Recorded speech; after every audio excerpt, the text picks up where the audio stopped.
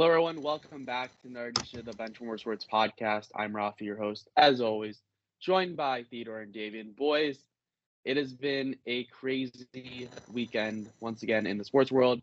Obviously, baseball is coming to an end. We're getting closer and closer to the playoffs, which the Yankees will not be a part of. I'm hoping the Chicago Cubs can end their 2-8 last 10 game skid right now. So hopefully they can find their way into the playoffs so I can continue to make fun of the Yankees. Then you have hockey and basketball starting up in just under a month now. So that's very exciting. And right now we're just going to keep chugging along with our NFL and college football talk so far. But before we get into that, as always, how are you guys doing? There is one school that is represented on this podcast that is still undefeated in football, and that is the Cornell men's football team. We start off our first game absolutely beating Lehigh. We marched down to Pennsylvania, and we crushed them. I just wanted to say, Cornell football team is undefeated out here, all right? But I know. Look, I wish I could say the same thing about the Patriots. All right, we'll get to that too. All right, we could be undefeated. All right, it's just matter of circumstances. I will say though, Cornell men's soccer team though that's the team. That's the team. If you're watching college men's soccer, which you're probably not, but if you want to start watching, this Cornell team is insane. Freshman gets on this team, right? He scores 4 goals in the past 2 games. This Cornell men's soccer team just beat the number 7 ranked Syracuse team, the defending national champions, 2-1. I was at that game. The vibes were immaculate. The team played phenomenal game. Absolutely, watch out for this Cornell team. They're going for number 1 spot. Okay, believe it or not, that is not the only college soccer talk we're going to have today, because my Alabama Crimson Tide women's soccer team is still undefeated. We're currently 6-0-4. Yes, we've had a lot of ties, but we have not lost. I've had so much fun writing the articles for this team. Gianna Paul, sophomore, might be the SEC Player of the Year. She's an absolute beast, future U.S. national team member, and we are winning a national championship this year. Got the chance to speak to UNC legendary coach Anson Dorrance. This man is literally a 21-time national champion, has won like 3 times as many games as any other college soccer coach ever. Absolute GOAT right there. Got to speak to him. So, yeah, if you ever have any questions about women's college soccer, I'm the guy to go to. Dude, I got questions about the Alabama men's football team. What's going on there, man? What's going on there? Yeah, what's going on there? Jalen Milroe is about to start his Heisman campaign. That's what is going on. Look, I see. Okay. Tyler Buckner might be the worst human being to ever walk the earth, if we're being real. I mean, come on. 3 points in a whole half against South Florida. There is no excuse for that. I'm sorry. And look, this is a guy that I really thought would be good for us. I defended him while he was at Notre Dame last year. And I really thought that he did deserve a shot to start. Well, he got a shot. Let's just pray there isn't a second. Me and my friends have already decided if he steps foot on the field again, we will all be burning down Bryant-Denny Stadium, because it would be an absolute disgrace to everything that Bear Bryant built at this Burning program. it down in Minecraft. Sorry, I just had to put the disclaimer out there. Whatever Raffi says, I can't be held accountable for any threats of violence that I make on this show. We've established that a long time ago. And look, the fact of the matter is Alabama football is not the best team we've ever had, but it's also far from the worst, and this team has so much potential. It all comes down to if Milroe can play consistently, not turn the ball over, and I think he has the ability to do both of those. Yeah, so moving on from Alabama, I just want to talk a little bit about Penn State. I had the honor of watching them just absolutely just drag Illinois, and it was a rough game for the Fighting Illini, but it was still a good game because a lot of high-end caliber players and prospects for his upcoming NFL draft are playing in it. I do want to say before I get into the game, because obviously I know there's a lot of thoughts about how good is Penn State. That was something I was thinking about. But Fashanu, the offensive tackle for Penn State, currently is the projected 3rd pick in this upcoming NFL draft. And I've never said this before. I never expected to say something like this. But I was in genuine awe watching this guy play offensive line. he did not let anyone get close to their quarterback. He, on every play, didn't matter who was lined up against him. He did a great job, rarely held. Obviously, all offensive linemen are going to hold a little bit. You're always going to get into those little fights in the middle of the field, whatever you want to call it. Yeah. I thought he played amazing. It was, again, I was speechless with how good he was. And I see now why he's such a highly touted prospect. I think whoever gets him in this upcoming NFL draft is getting an anchor for their offensive line. Well, you heard it here first, folks. Clip While that. we're That's on a the freezing cold take right there. No. Okay, so while we're on the topic of Penn State, I'm not going to give you an offensive lineman breakdown, believe it or not, but I am going to say Penn State is my favorite team out of what I've seen out of this whole Big Ten. I really think that they have the most complete squad. I think Ohio State is going to lose this week to Notre Dame. No. Yes. No. What? Notre Dame will pull off this upset. And yes, I know I've said some outrageous things about Notre Dame football in the past, but this one I fully believe. Michigan, they're a very good team. McCarthy isn't that good of a QB. They have more holes on their squad than Penn State, and I really think that James Franklin could have his squad in the college football playoff. Not to say that Michigan or Ohio State will also get there, but I think Penn State has the potential to be an undefeated Big Ten champ, which is absolutely insane. So Davian was asking me this earlier before we started the podcast about how good Penn State was after watching them. My big thing with Penn State is I wasn't able to get a very good read on them. I didn't think they played a particularly well first half. I thought they were solid, but it was a lot of field goals. They weren't really finishing their drives. They weren't really scoring any touchdowns. Obviously, I don't know if this is just a Penn State thing, but I just feel like they have just massive kickers all the time. Obviously, we all remember good old 98 a couple years ago. Now they have a new 98 who's also a big guy who also just has a cannon for a leg. My goodness, that guy he did a great job with his kickoffs and field goals. We're going to get an offensive lineman and kicker breakdown by me one day on a podcast that will put everyone to sleep. But getting back to my point to interesting things, Illinois unfortunately turned over the ball very poorly. I didn't think it was anything about Penn State getting good pressure or defending the pass well. I just think it was just pure ineptitude from Illinois offensively, which was their downfall. So I don't really have a good read on if Penn State is better or at the level of Michigan and a team like Ohio State, but that's certainly something that will be interesting and very intriguing to look at over the next few weeks as we get into those games, because they're all going to wind up playing each other. So I think then we'll get a really good idea of who really is the best team in the Big Ten East. Mm-hmm. Yeah, I mean, I'm going to just say this. Rutgers are going to be playing in Ann Arbor this weekend. I don't want to hear it. There might be some shocking things happening. There will be no shock. Shocking things out there. You know how big of a fan I am of Michigan, but this Rutgers team, they've been playing pretty well. I mean, they did amazing against Virginia Tech. They did amazing. I do want to bring something up, though. I do want to talk about something else, because I also want to just deter Davian's New Jersey. Can we talk about Colorado Buffaloes? Just real quick. Let's do that, yeah. I'm going to rant.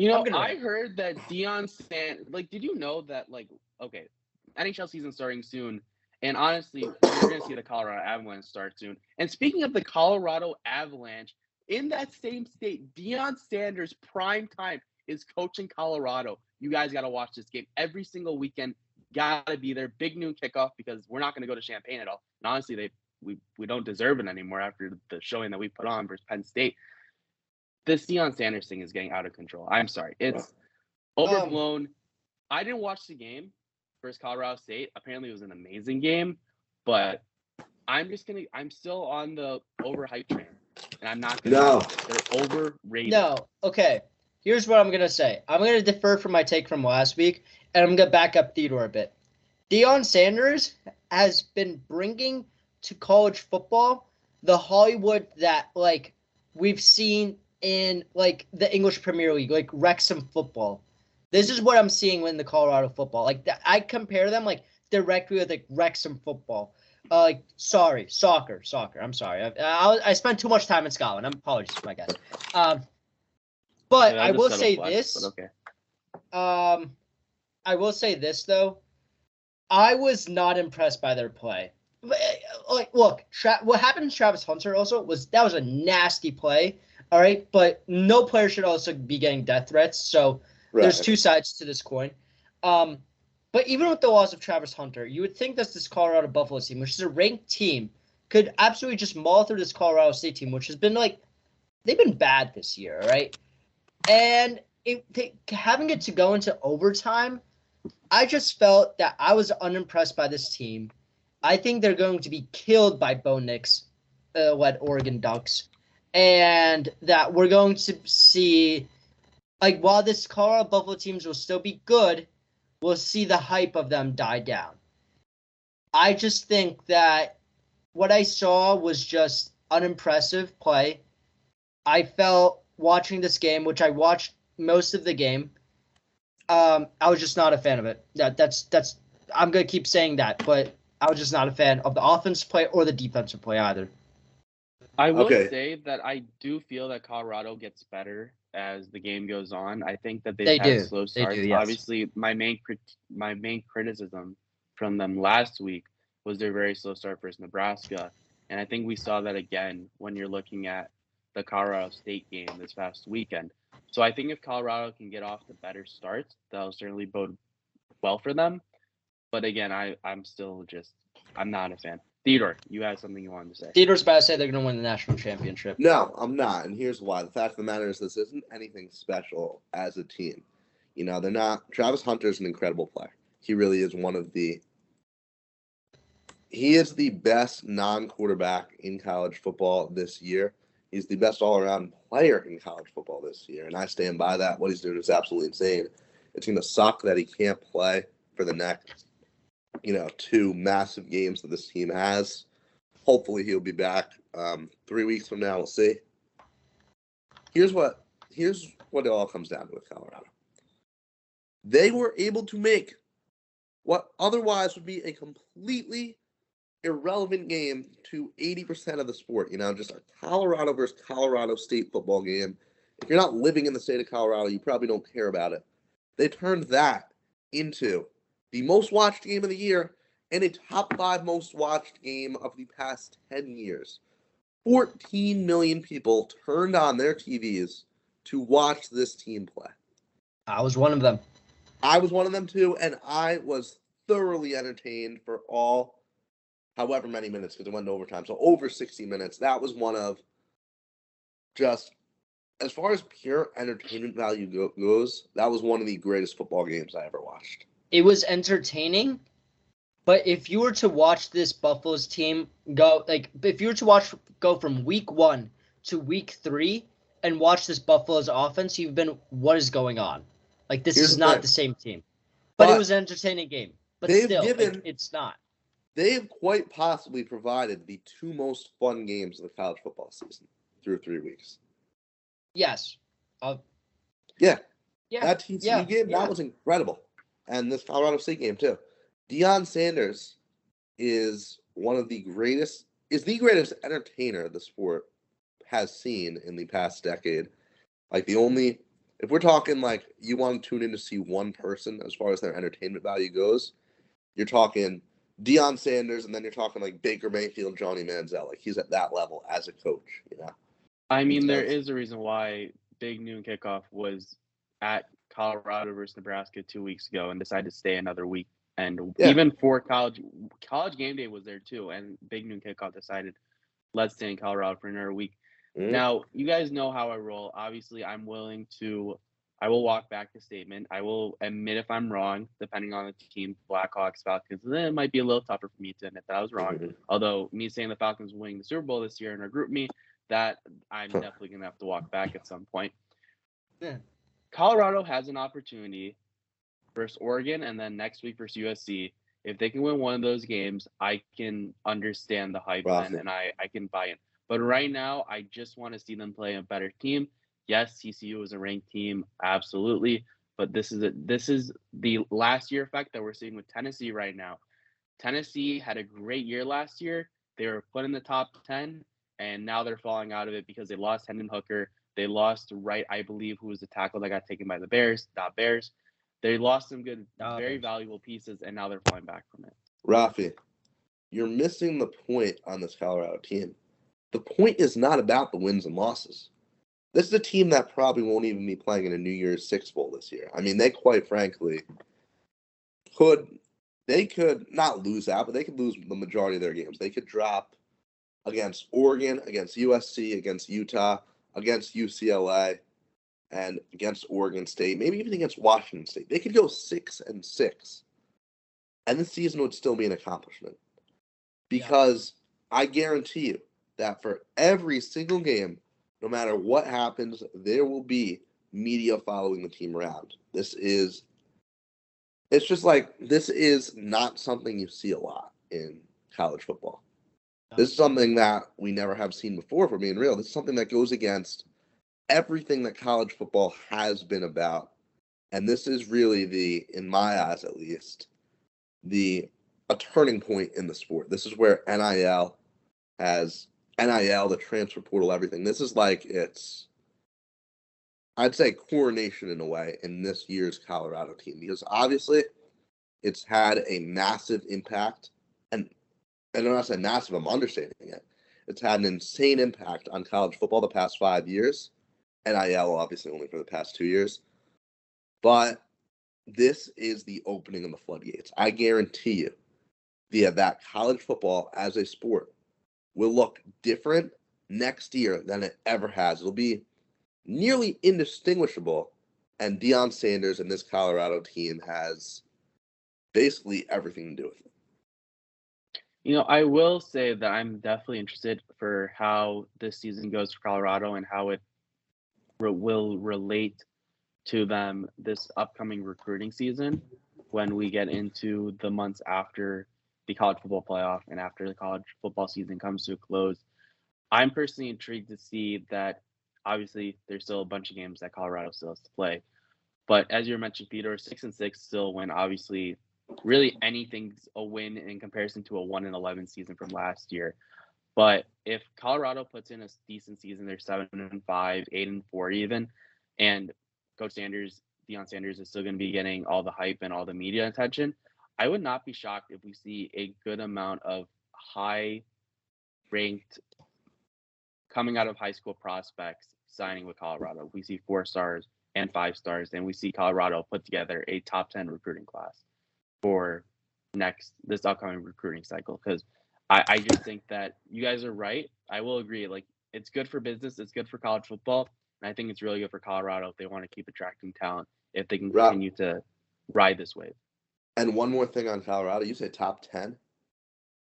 They could have the number 1 recruiting class in college football. That's definitely realistic. Who wouldn't want to play for Deion? There's already an impact. The players, I think any player that went last week, to any high school player that went to their game last week who's being recruited, I don't know how you would say no to joining that program after seeing that. After seeing that atmosphere, after seeing that game, how entertaining it was, after seeing the fan base that poured into the stadium. I don't know how you can say no to that. I do want to talk about something other than the Boulders. I want to talk about just the college rankings in general. I don't want to rip on because at some point, the rankings are, they get on the minds of some fans. And that's me right here, right now. Mm-hmm. So this FSU team, right? I get a text from my friend. He goes, "We just scored against FSU." He's a D1 fencer at Boston College. I'm like, what? I mean, all right, yeah, whatever. They scored. And then I'm just tracking this game, right? I'm going off to an interview for a stupid business club. Well, I probably shouldn't have said stupid, but either way, point is, I'm still tracking it. And I see FSU's continuing to struggle. And meanwhile, I'm texting Raffi throughout the day. I'm like, Raffi, don't you think that FSU will fall in the rankings? And Raffi, you were right. They didn't.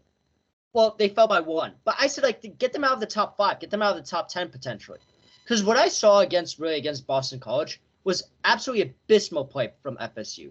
You only beat Boston College, an unranked team that plays against competition against Fordham for the most part. You see them only beat them by 2, and they only dropped down by 1 spot. While you see a Bama team who won a pretty won by a significant amount, dropped 3 spots. It makes no sense to me. Stop right there. I completely agreed with you, Davian, but no, Bama did not win by a significant amount.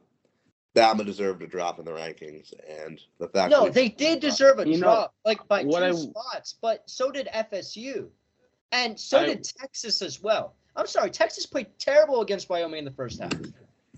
I will say that I was personally a little surprised when I saw Alabama get dropped 3 spots and Florida State get dropped down a spot, just because in years past and from when I've been looking at college football rankings over the past couple of years, you don't really see teams get punished for close wins. Now, obviously, you can mention once again Alabama.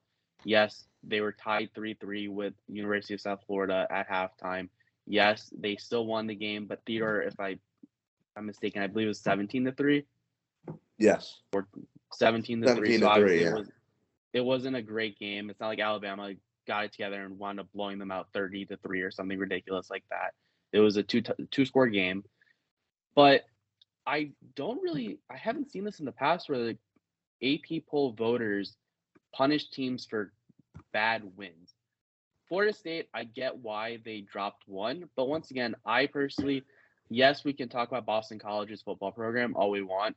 It was a big game for them. It was the red bandana game. Obviously, it's a lovely story too. I just want to say that if you guys haven't heard of it, definitely look into it. It's a great story. For sure. Definitely a hero. Yeah. But Does indeed. I think that just speaks to it's a hostile environment. It's a big game for Boston College. This is their game. And I think emotions are high. This is a high-ranked team. I can get away with Florida State coming away with a close game. I didn't watch the game, Dave, and if you're saying that they were sloppy, I can totally back that up. I'll trust you guys on that. I'll take your guys' word. But once again, I just think it depends on the environment. And the overarching thing was that I was personally surprised that teams were getting dropped for tight wins or wins when they didn't really look too good. Because normally you don't really see that from the college football voters.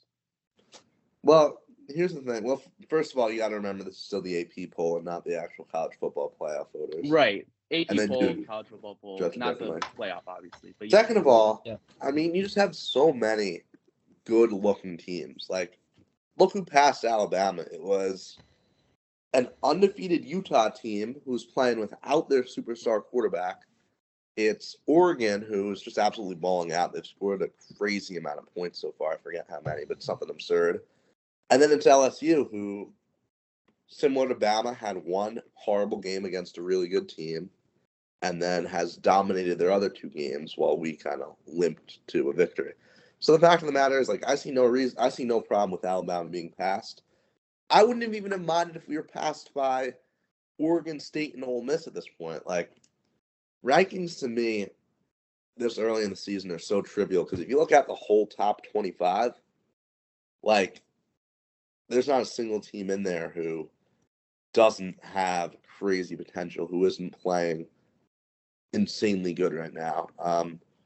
Iowa.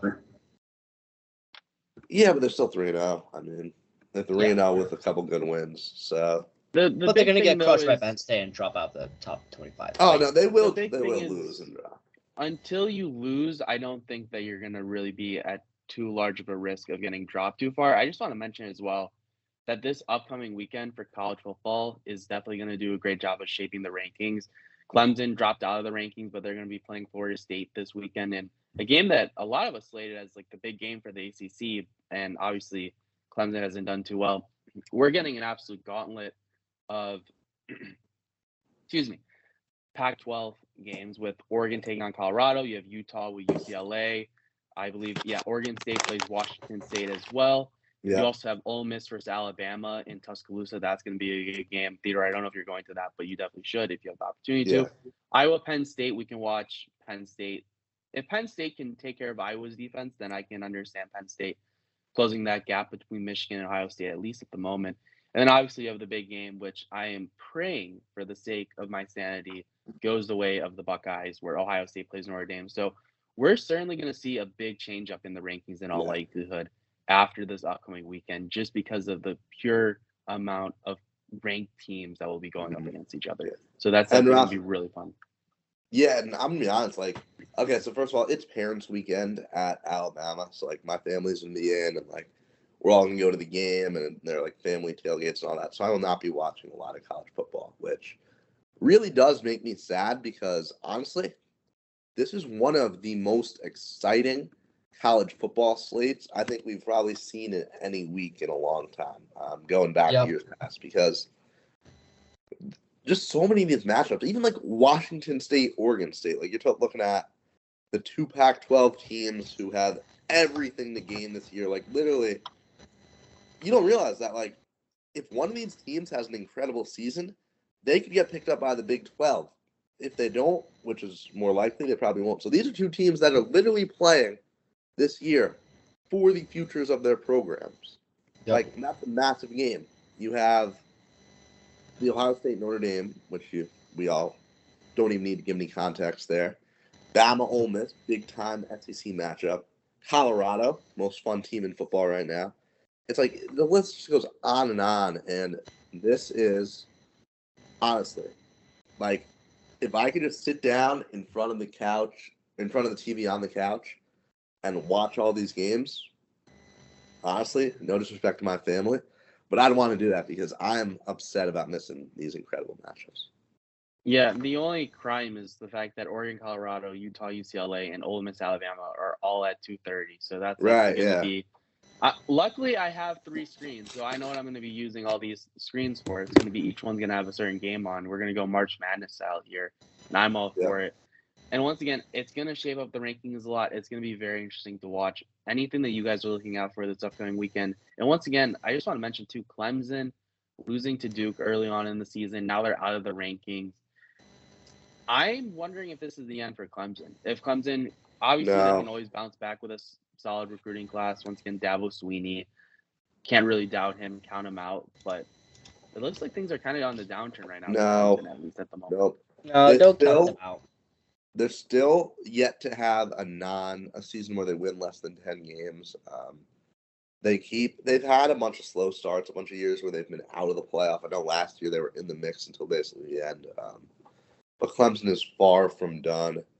I think that they compete. I think they beat Florida State this week. And I think that they compete for the ACC title, and I wouldn't rule out the college football player for them. Obviously, I could be eating my words if Florida State does win.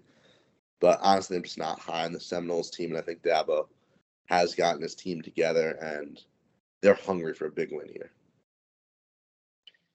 That's a fair take. I'm not opposed to that take. Florida State, I thought that they're going to win the ACC entering this season. We can obviously check the receipt on our podcast where we predicted our college football playoff. Davian said Roll Tide a lot because Theodore wasn't on the podcast. It was a great podcast. So if you guys want to listen to Davian say Roll Tide a ton, definitely tune into that podcast. Florida State has a tough schedule throughout the rest of the way, and there was a reason why I didn't have them in my college football playoff.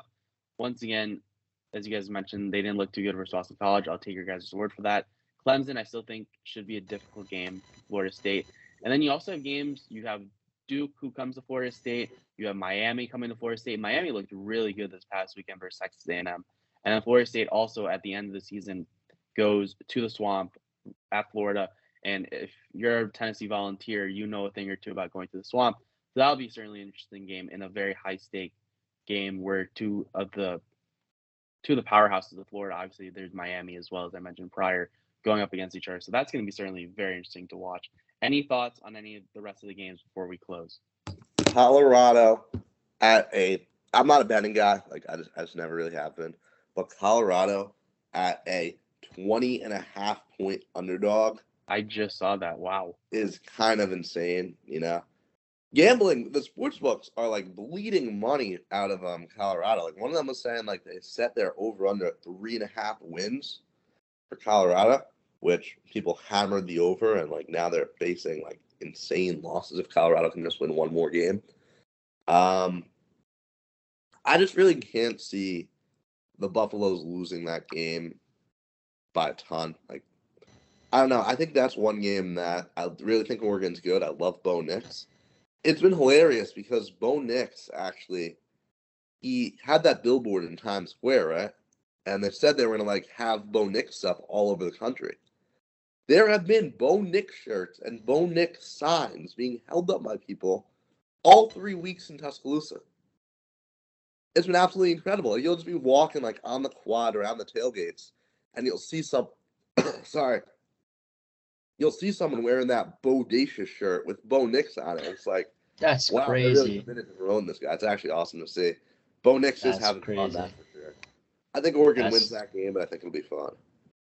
Yeah, I agree on the line with -21. Unless it really gets away from Colorado, I can't imagine them losing by more than 3 touchdowns. Davian. I kind of already said my take about Rutgers. Just want to say that. I'm more interested, really, in the Giants' performance. Because you see, the Giants had an epic comeback against the Cardinals. So first off, how are you going down 17 to... Well, I don't even know what the score was. Because I went to sleep before I saw how bad the damage was against the Giants. And then they come back. And Giants fans go crazy. And that's what I don't understand. You guys almost get demolished by the Cardinals. Led by Joshua Dobbs. Daniel Jones. That's all What about I have to say. He is What him. about him? He's him. He is insane. In the second half alone, 250 passing yards, 50 rushing yards, 2 touchdowns passing, and a rushing touchdown. Didn't turn it over once. His only turnover of the game was because Saquon can't catch. Literally, 2 of his 3 interceptions have been right off the hands of Saquon Barkley. Maybe we won't even miss him, you know. I don't know. Whoa. I'm just saying. That's great. Hear me out. We came into the season, we went through most of the offseason with the expectation that Saquon would not be a part of this team. You've looked at some of Saquon's running, and for 7 out of the 8 quarters of the season, he's really done nothing for us, you know. He had a couple decent runs down the stretch before, obviously, unfortunately got hurt. The fact of the matter is, we do not need Saquon Barkley. And look, we are going into a game on short rest against one of the best teams in the league. It's a game I expect us to lose, but it's also a game where I expect us to go out and really show a lot of heart and compete and like make people realize that, okay, week 1 was a total fluke. And the Giants are here to say. And look, even if we do get blown out, like even if we do just lose by like 4 scores or something, this season's far from over. And this is really the heart that I showed this team, that I saw this team show, was absolutely incredible. I mean, the fact that you can pull off that comeback against any team, I don't care how bad, is just insane. And I really feel great about the outlook for my New York Giants this year. After, you know, I think, look, at the half of that Cardinals game, I was finally like starting to lose a little faith that like, wait, maybe we do suck. But then we turned it around. I couldn't feel better, honestly. I think the big thing too was, as you mentioned, Daniel Jones' turnaround in the second half, because he did not have a good first 6 quarters to the NFL season, and then obviously things seemed to click a little bit more, and he started to look like the player that the Giants gave all that money to. So that I think that was very good, at least for his confidence and for the Giants' confidence in their team. We'll see what happens when they play this upcoming week, and we'll see. Hopefully they don't get squashed. I will say, though, if the Giants put up a fight or even win the game, I think the big thing then is, wow, the Cowboys' defense is really, really, really good. So that's the double-edged sword there, Theodore, that you're walking along.